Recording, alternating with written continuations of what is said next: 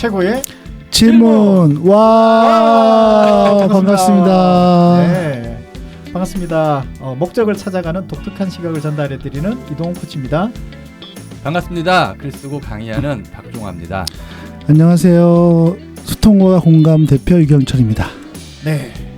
자, 오늘도 이제 하버드 비즈니스 리뷰 그 중에서 티머스 클라크가 그리고 그 외 두 명이 쓴 의견 충돌이 혁신을 부른다고 하면서 이제 나왔던 컬럼이 있어요.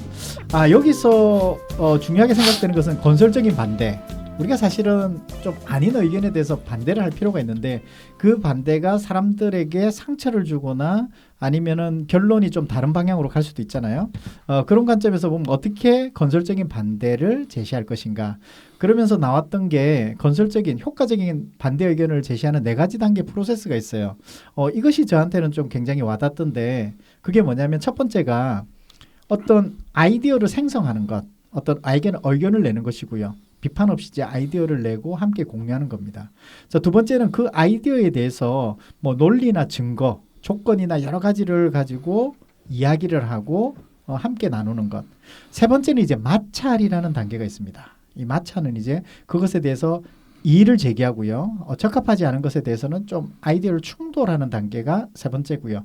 마지막 네 번째는 이제 선택하는 겁니다. 그 의견 나온 것 중에서 유망한 아이디어를 선택하고 솔루션을 만들어 나가는 거죠. 그래서 이 4가지 단계를 한 사람이 이제 그 퍼실리테이션 하는 사람이 자, 첫 번째 단계입니다. 자, 두 번째 단계에 대해서 한번 얘기해 주시겠어요? 세 번째 단계, 우리 그 부분에 대해서 좀 다른 의견이 있다면 건강하게 충돌해 봅시다. 네 번째 단계, 그 중에서 이렇게 한번 해봅시다. 이런 그것을 퍼실리테이션 하는 사람이 있을 때 좀 더 효과적으로 진행될 수 있겠다라는 생각을 보면서 이게 참 좋은 방식이겠구나 라는 좀 생각이 들었고요. 우리가 좀 반대 의견을 얘기하게 되면 좀 불편한 부분이 있잖아요. 이제 그런 것을 이렇게 좀 구조화해서 하면 좋겠다. 그런 의견이었습니다. 그런 내용이었고요. 자, 이 내용을 가지고 우리가 한번 질문을 좀 나눠보면 잠깐만, 제목에 한번 질문을 해보면 네. 의견 충돌이 혁신을 부른다고? 라는 질문 제목이 어떤 걸 의미하는 거죠? 혁신을 부른다? 아니 부르지 않는다? 네. 의견 충돌이 혁신을 부른다라고 얘기를 하는데 맞냐? 그러니까 맞다는 거에 들어봐야지 맞는 네, 들어봐야지. 네, 네, 우리가 함께 나눠봐야지 알 수 있을 것 나눠봐야지 같아요. 알 수 있다. 네. 첫 번째 한번 얘기 나눠볼게요. 자, 우리 반대 의견 불편합니까? 아니면은 진짜 협력을 시작하는 신호일까? 우리는 늘 생각해요. 우리가 좋은 팀워크 이러면 뭔가 동의하고 자, 우리 한번 해봅시다. 으쌰으쌰 이러면 좋은 팀워크라고 생각하는데 자, 과연 그것이 좋은 팀워크일까? 우리 넷플릭스에서 회의에서도 이제 노우라고 말하지 않는 사람은 기여하지 않는 사람으로 간주하는 것도 있거든요. 그럼 그렇다면 반대는 협력의 시작일까? 아닐까? 어떠세요? Say No 뭐 이런 책도 있었죠. 네. 근데 나는 누가 네. 내 얘기에 토달고 반대하면은 기분 나쁘죠. 네. 감히 내 말에 토달아? 뭐 이런 건데. 그렇죠. 근데 조직 차원에서 보면 협력을 시작하는 신호인 것 같아요. 왜냐하면 심리적인 불편함 회피와 집단 사고의 관성이라고 이거가 있는데, 왜냐하면 이제 사람들은 건설적인 반대 의견이라는 어떤 의견을 내면 불편하잖아요. 근데 이러한 불편함이 있지만 이것들은 어떤 구성원들의 평정심과 감정 조절에 부담을 주면서 격렬한 어떤 감정, 방어적인 태도를 유발하기 때문에 그런 거거든요. 그래서 갈등을 회피하고 어떤 신속한 의사결정을 선호하는 조직 문화 속에서는요, 이견이 없는 동의는 어떤 효율성과 조화의 상처럼 여겨지기 쉬운 게 지금의 현실이었어요. 근데 이 아티클을 보면서 더 느낀 게 뭐냐면 건설적인 반대 의견을 서로를 존중하며 상충되는 어떤 관점을 교환하는 능력으로 정의하거든요. 그러면 우리가 어떤 관점을 기꺼이 공유할 의향이 있을 때는 어떤 규정을 벗어나지 않은 그 상황에서는 집단 사고를 좀 빠지는 걸 막을 수 있을 것 같아요. 그러니까 뭐냐면 기본적으로 내가 어때요? 기본적으로 반대를 낸다는 것은 조직을 성장시키기 위해서 어떤 그런 변화를 주는 거기 때문에 동의는 어떤 평화적인 평화를 주지만 실제로는 어떤 혁신에 반대하는, 그러니까 혁신을 죽이는 그런 역할을 주기 때문에 저는 진짜 협력을 시작하는 신호는 반대 의견이다. 그러니까 저는 이걸 보면서 어떤 게 자꾸 보이냐면 우리가 지금 정치권에서 뭐 여당 야당 보이잖아요. 네. 보이면은 저 의견에 반대를 하느냐 아니면 반대를 위한 반대를 하느냐. 그건 다르죠. 그건. 상대방 얘기 무조건 반대해야 돼요. 그러니까. 그거는 험집 내고 막 그래야 되니까. 그러니까 이걸 보면서 정말 그 국민을 바라보는 그러니까 어떻게 보면 조직에서는 목적을 바라보는 우리가 정말 중요하게 생각되는 목적을 바라보면서 그것에 대해서 의견에 대해서 반대를 하는 것이냐 아니면은 불편함을 감수하더라도 어떤 부분에 대해서 제한을 하는 것이냐 이 목적성이 있느냐 없느냐에 따라서 크게 달라질 것 같아요. 또 그래서 조직에서는 뭐 그런 정치적인 거는 뭐 외적인 거고 조직에서 반대한다는 건 내가 저 인간이 싫어서 반대할 거야 이런 거보다는 생각이 다른 거니까 다른 관점을 얘기하는 게 더 많을 것 같아요. 아니요. 의외로 저 사람 싫어서 반대하는 경우도 있어요. 아 그래요? 아 그럴 수도 있긴 하겠네요. 모르셨구나. 그렇지. 저는 김낙수 부장이 진 부장을 이렇게 후배를 이렇게 겨냥을 해가지고 반대해야지 자기가 올라가니까. 그렇죠. 저 사람하고 되니까. 그렇죠. 내가 돋보여야 되니까 그 반대를 해야 되는 거지. 그런 경쟁 상황에서는 또 그럴 수도 있겠네요. 의외로 많이 있어요. 네. 의외로 많이 있고 그래서 우리가 이런 그 마틴 루터 킹 주니어 목사의 얘기를 한번 좀 생각해 보면서 그 반대에 대해서 좀 그려보면 좋겠는데 그분이 뭐라고 얘기했냐면 당신과 다른 생각을 가진 사람이 있다면 그것은 대화가 시작되었다는 뜻이다.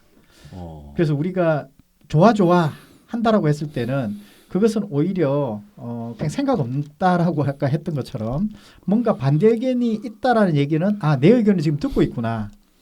그래서 뭔가 대화가 시작되었다. 그 대화가 이슈에 대한 대화일까? 나라는 사람에 대해서 불편해서 뭔가 얘기하는 것인가? 그런 본격적인 대화가 시작되었다라는 표현이 될 수 있지 않을까? 그런 생각이 드네요. 좋습니다.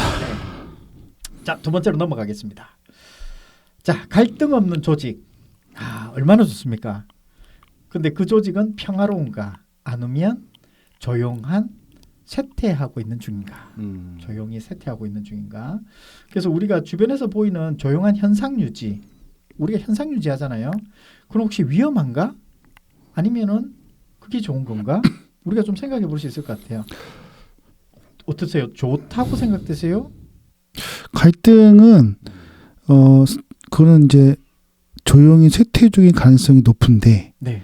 우리 보통 갈등이 조직에서 얘기할 때 갈등 관리 얘기할 때 갈등이 너무 심해도 안 좋고 너무 없어도 안 좋고 적당히 있는 게 좋거든요. 근데 여기서 보면 갈등이 없는 거잖아요.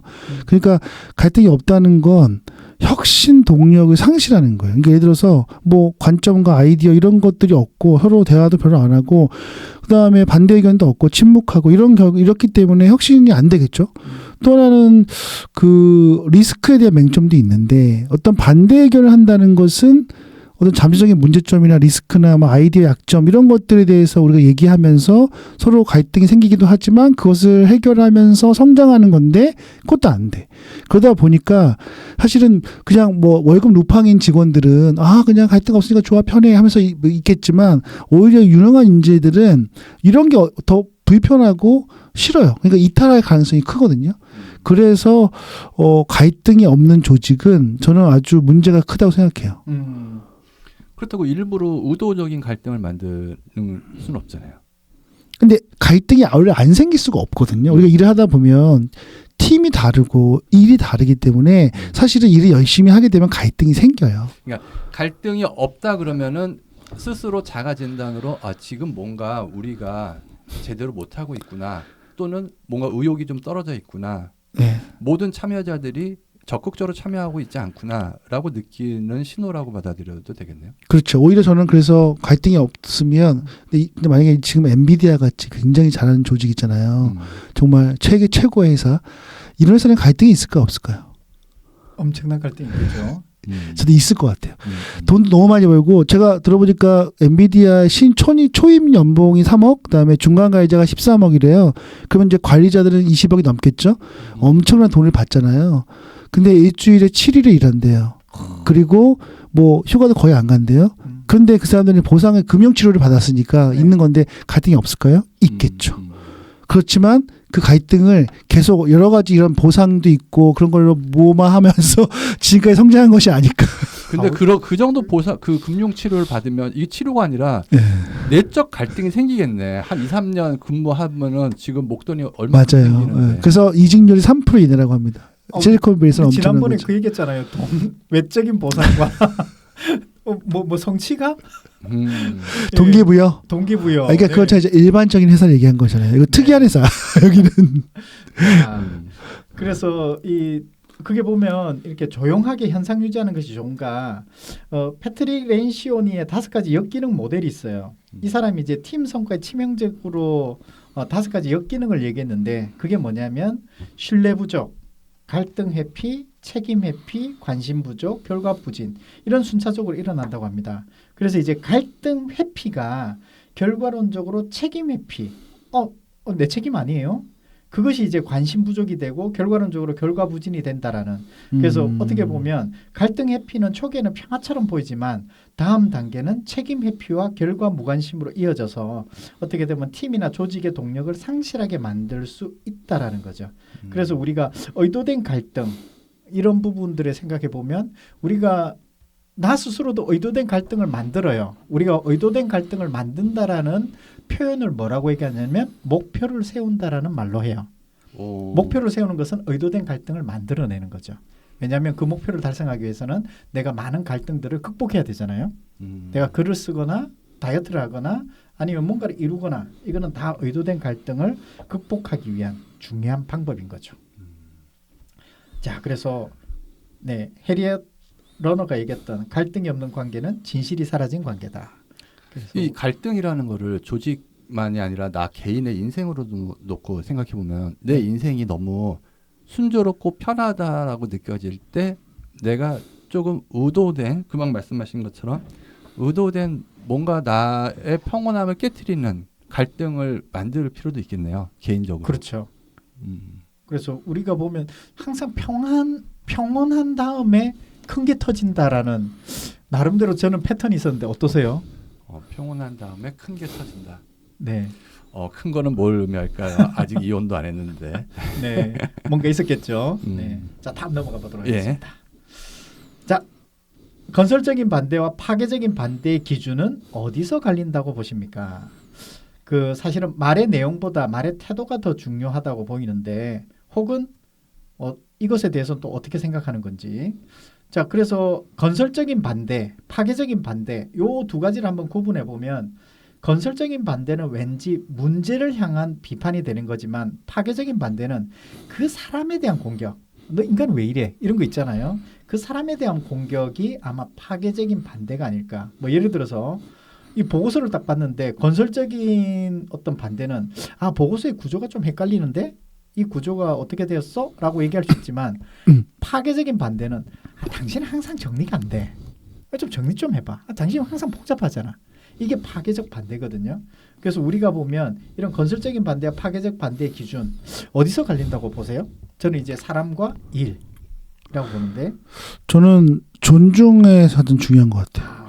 예를 들어서 건설적인 반대는 사실 상대방을 존중하면서 하는 반대고 파괴적인 반대는 존중하지 않은 건데 예를 들어서 그 파괴적인 반대 예를 들면 개인적인 공격이나 권력을 강시한다든가 충돌한다든가 인신공격한다든가 감정적으로 막 격앙한다든가 그리고 개인과 관계에 대해 충돌한다든가 이런 것들이 주로 이루어지고 있거든요.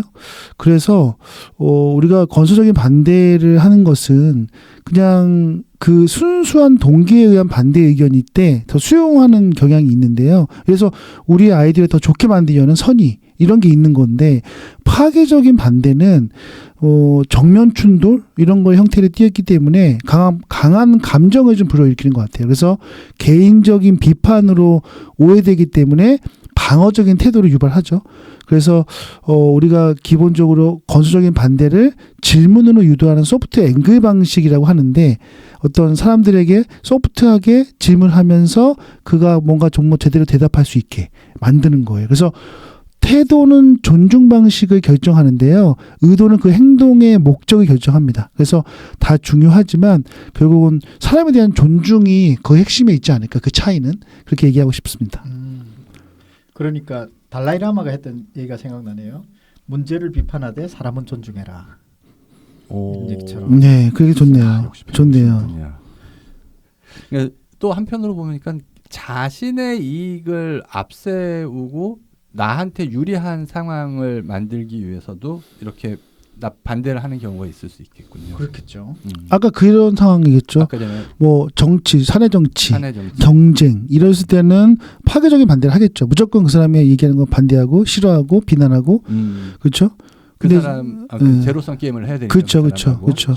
근데 정말 조직의 어떤 건설적인 방향을 위해서 반대라기보다는 의견을 내는 거죠. 다른 의견을. 그러니까 그런 거는 건설 반대라고 할 수 있겠죠.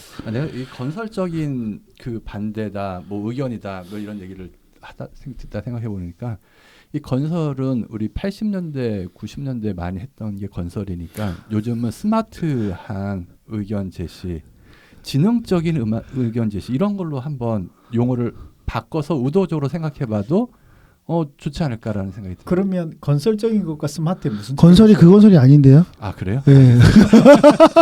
아니 함자가 달라요. 알겠습니다. 그래서 우리가 그 존 가트만이 얘기했나요? 이제 비난과 비평을 구분해라 얘기하잖아요. 비난은 you 메시지, 비평은 I 메시지라고 하잖아요. 그래서 이제 우리가 이제 대화하는 방식에서도 you 메시지, 너 때문에 그래. you 메시지를 자꾸 쓰기보다는 I 메시지, 내가 그 부분 때문에 내가 불편해.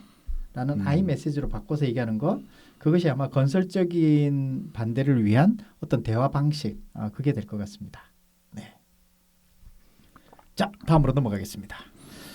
자, 리더가 먼저 보여줘야 하는 건 자, 해결 능력일까?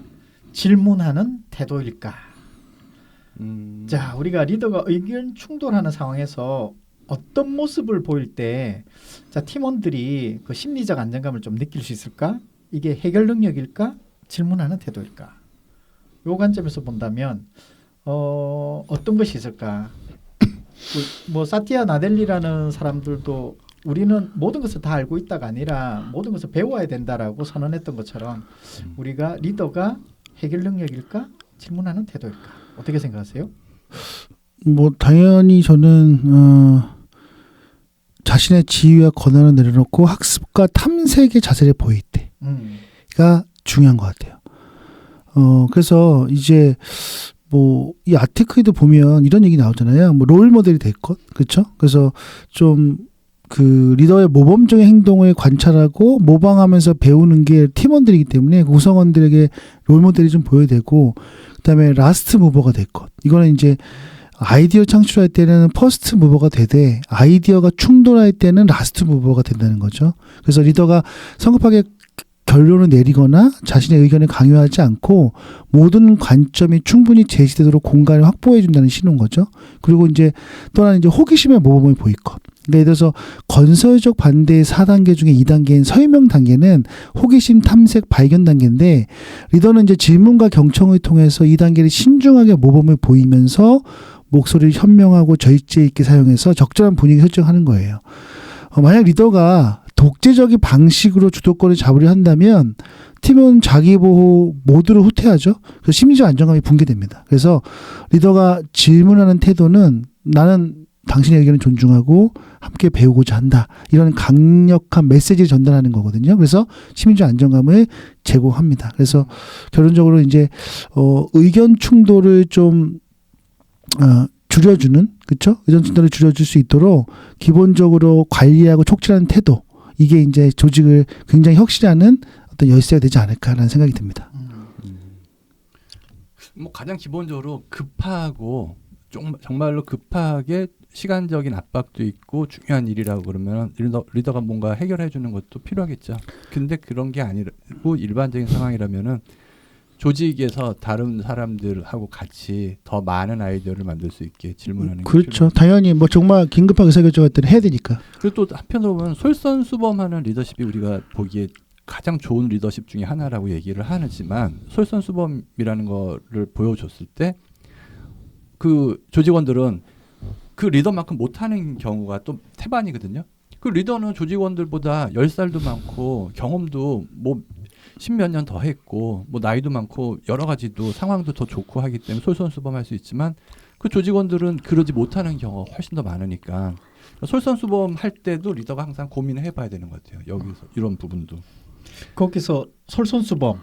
솔선수범이 뭘까? 그러니까 보여 예를 들어서 딱 이렇게 하는 거야 하고 딱 보여줘도 그대로 못하는 경우 많고 내가 예전에 그 자기개발서 처음 쓰고 막 그럴 때 유명하셨던 분이 공병호 선생님하고 구본현 선생님이 유명하셨었는데 공병호 아저씨는 진짜 훌륭하신 분이에요. 아침에 한 4시쯤 딱 일어나. 네. 서너 시에 일어나가지고 아무도 방해받지 않는 시간에 자기가 원고도 막 쓰고 뭔가 이렇게 책도 막 읽고 에너지를 막 쓰다가 낮에는 가서 강의도 많이 하시고 사회활동도 많이 하시고 그러면 에너지를 충분히 다 쓰고 저녁 때 들어오면은 지쳐서 쓰러져서 한 9시쯤 주무신대요.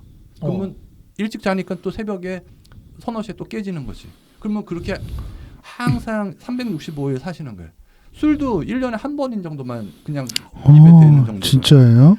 네, 그걸 그런 생활 패턴을 말씀하시는데 아 훌륭하신 분 따라 보고 해야지라고 했다가 아 저건 못하지가 돼버리는 거예요.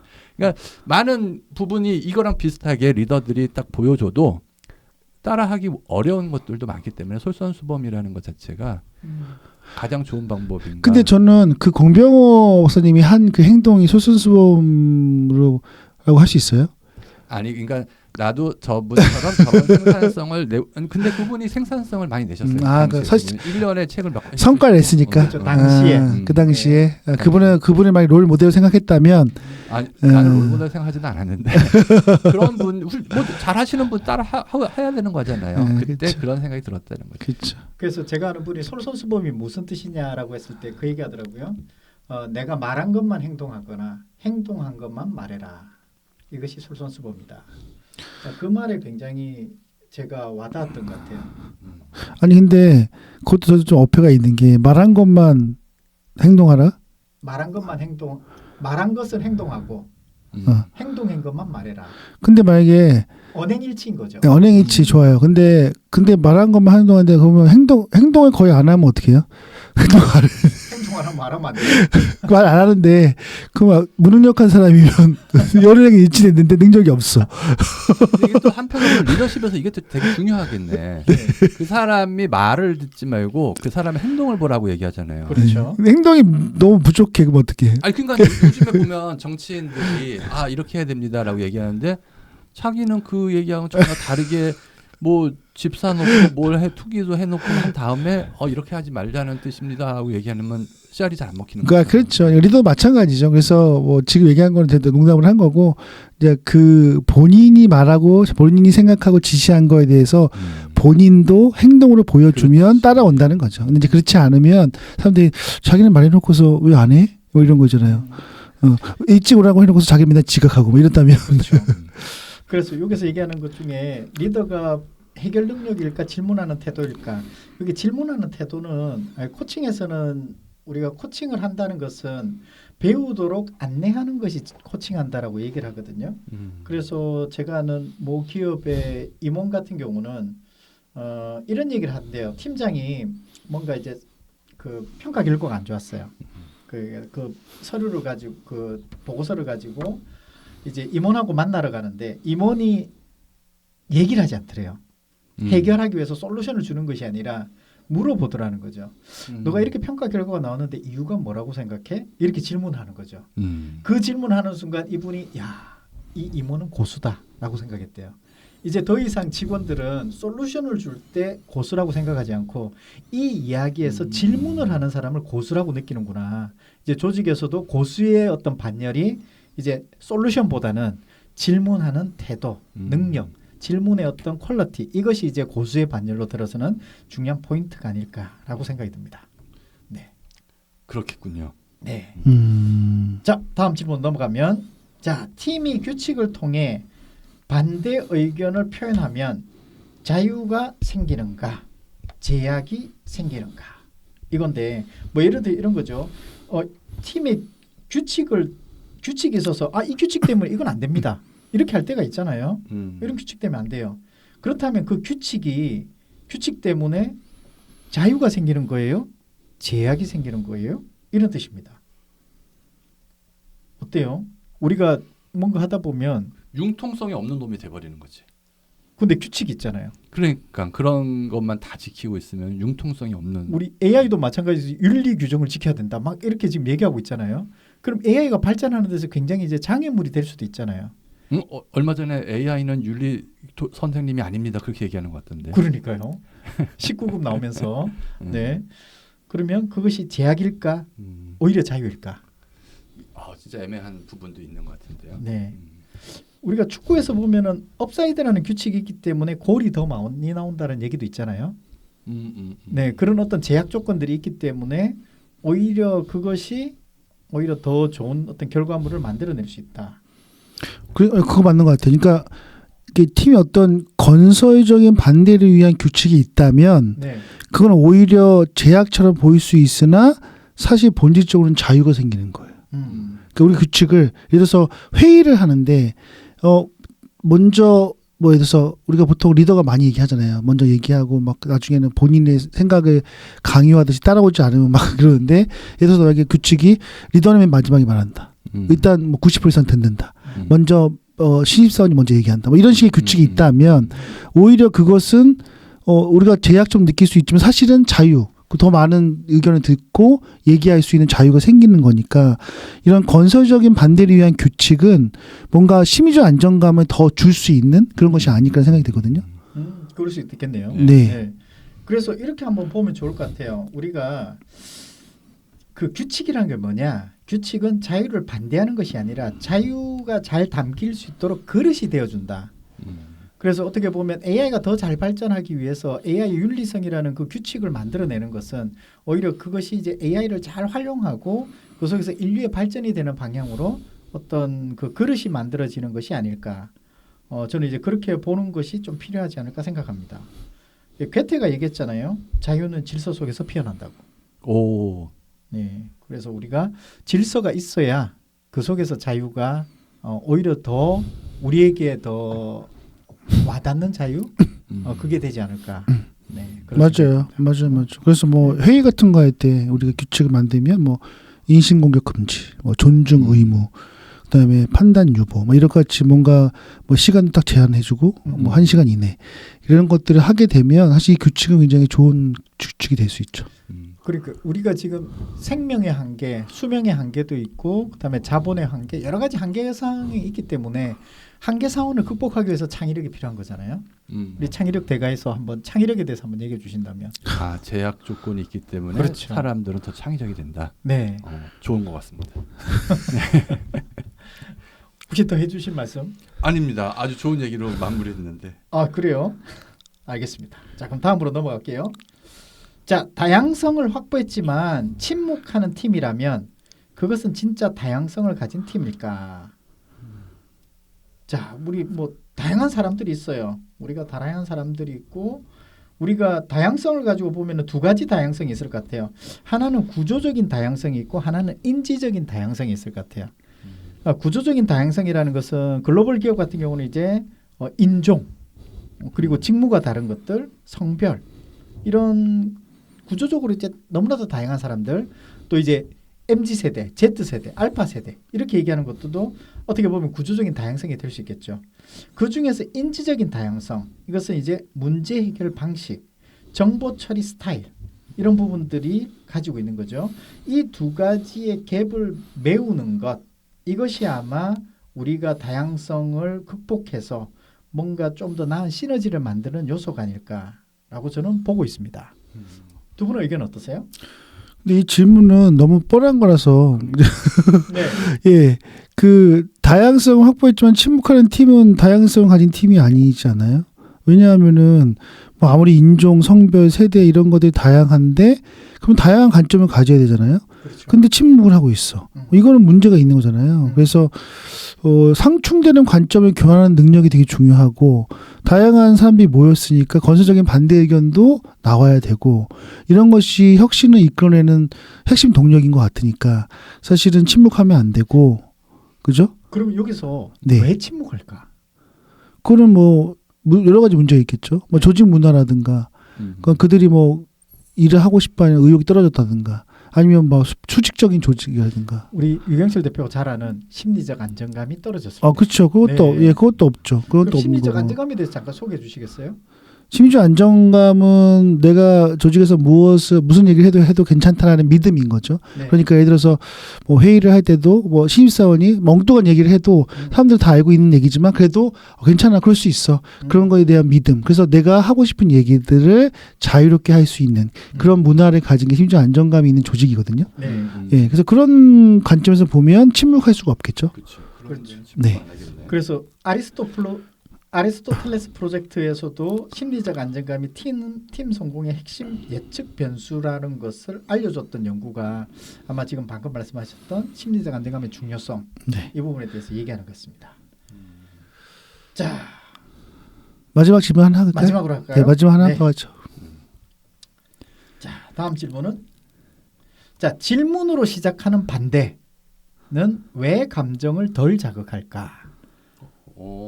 질문으로 시작하는 반대는 우리가 반대할 때 보면 야, 그거 틀렸어. 음. 보다는 이 부분에서 어떤 위험성이 있는 것 같아요? 라고 물어보는 것이 오히려 좀 덜 방어적으로 만들어요, 상대방을. 네. 왜 그렇다고 생각돼요? 근데 그거는 이제 방어 심리를 최소화할 수 있는 것 같아요. 예를 들어서 뭐 반대 그거 아닌 것 같아, 그 틀렸어 이거보다는 왜 그렇게 생각하세요? 이 외의 방법을 좀 생각해 본 적이 있나요? 뭐 이런 질문을 하면 상대방의 논리도 좀 탐색하고 호기심을 표현하는 방식이니까 이게 비판이 아니라 상대방의 이해와 개선이 있다는 걸 보여줘. 그러니까 이제 상대방은 그러니까 내가 만약에 내가 반대를 하면 방어 심리가 생기는데 그걸 최소화해서 질문을 통해서 대답하게 만들고 그 대답을 왔다 갔다 하면서 오히려 내 생각을 더 자세히 얘기해 줄 수 있죠. 그리고 이제 진짜 반대를 딱 그 하면은 너 틀렸어가 돼버리잖아. 그러면 나 기분 나쁘잖아요. 그쵸. 근데 너가 틀렸다기보다는 더 좋은 것을 한번 찾아볼까라고 하는 제안이 질문이 될 수 있는 것 같아요. 그러니까 우리가 어떤 저 사람에 대해서 반대 의견이 나온다면 오히려 그걸 틀려서 충조 평판이라고 하잖아요. 충고, 조언, 평가, 판단. 그것이 혹시 내 속에 나올 때 오히려 질문으로 바꿔서 하게 되면 오히려 내 이야기가 더 수용도가 높아질 수 있겠다라는 것으로 얘기될 수 그렇죠. 있겠네요. 인신공격의 리더들은 방지하니까. 질문을 잘 활용하셔라. 그렇죠. 직접적인 이야기보다도 질문의 형식으로 뭐 좀 더 한번 접근해봐라. 예를 들어서 만약에 보고서가 있는데 봤는데 내가 마음에 안 들어요. 근데 왜 이거 이렇게 쓴 거야? 이게 뭐야? 이렇게 막 지적하기보다는 이거 이렇게 썼는데 이거 어떤 의도가 있는 거예요? 말씀해 주시겠어요? 그럼 얘기할 거 아니에요. 근데 하다 보면 나는 틀리다고 생각했지만 또 듣다 보니까 아 이게 일리가 될 수도 있는 거니까 판단하지 말고 그거에 대해서 질문을 하면 훨씬 더 좀 시간은 걸리겠지만 좋을 것 같아요. 방금 얘기했던 것이 이제 실제 사례가 있는데 한 팀장이 그 얘기를 했어요. 뭐냐면 자기가 권한임을 못 한대요. 왜냐하면 이 친구들이 뻔하대요, 수준이. 그래서 권한임이 안 되는데 그래서 이분이 코칭을 받고 뭘 했냐면 그래 한번 이 친구가 왜 어떤 의도로 썼는지 한번 질문해 보자. 그 질문을 한번 해봤대요. 질문했는데 놀랐답니다. 왜요? 자기가 생각했던 것보다 더 좋은 의도를 가지고 있었어요.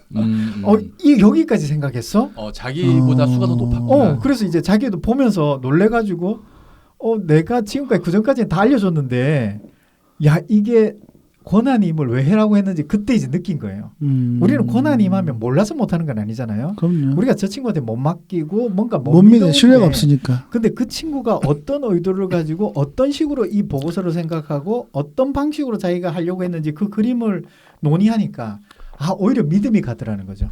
그러면서 그분이 했던 얘기가 이제 권한임을 해야 되겠구나. 이제 머리로 알았던 것을 맞아요. 이제 마음으로 받아들이기 시작했던 거죠. 네. 좋습니다. 네. 좋은 것 같습니다. 예, 여기까지 할까요? 네. 긴 시간 더 수고 많으셨고요. 네. 최고의 질문. 와. 수고하셨습니다. 감사합니다. 안녕히 다음에 계세요. 뵙겠습니다.